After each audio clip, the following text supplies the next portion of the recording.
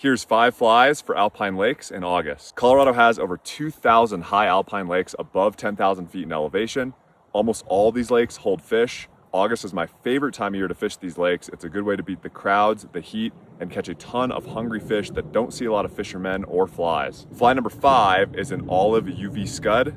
A lot of these alpine lakes have a high population of either scuds or leeches. This is a very big protein source for these fish. I usually fish these scuds underneath an indicator, and I'll fish them on a shelf, say 20 to 30 feet offshore, where you can see that color change goes from being a couple feet deep all the way down to 10, 20, 30 feet deep. Fly number 4 is a Parachute Adams in a size 22. This is my go-to dry fly anytime I'm getting refusals on your bigger terrestrials, hoppers, beetles, ants. It fools a lot of picky fish for me. This fly does best in flat, calm water when sight fishing to cruising fish. Fly number 3, the Radiant Orange Jigged Mini Leech in size 16. There's a lot of leeches in these high alpine lakes, and again, it's a huge protein source for these fish. There's a bunch of different ways you can fish these leeches. One of my favorites is just single leech on the end of your leader, casting it out and stripping it over a shelf or a color change. You can also fish this a couple feet under a hopper or a beetle when you've got cruising fish in the shallows, or it also works really well on a deeper nymph rig off of a shelf or just into the dark color change. Remember, all the 5 flies combos are available on our website. You can click that link below, click the link in our bio, or you can visit fliesandlies.com. Fly number 2 is Juan's Lil Hopper in size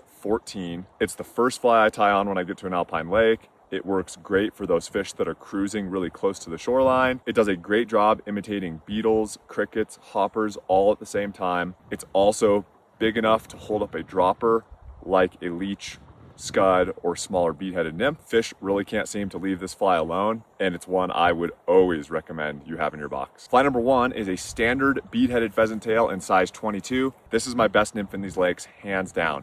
It works really, really well underneath that Juan's Little Hopper or underneath that Parachute Adams. It's heavy enough to sink on its own, but it's not overly heavy to make that presentation look unnatural. When I get to a lake, I normally start off with just a single dry fly. If that won't do it, I'll throw this pheasant tail about 1.5 feet underneath that dry, and that normally does the trick. If you haven't done this alpine lake fishing before, you're definitely missing out. Go give it a shot. You really can't go wrong. Pick a lake on a map, whether it's got a name or not. Maybe you got to do a little bushwhacking. Maybe there's a trail to it.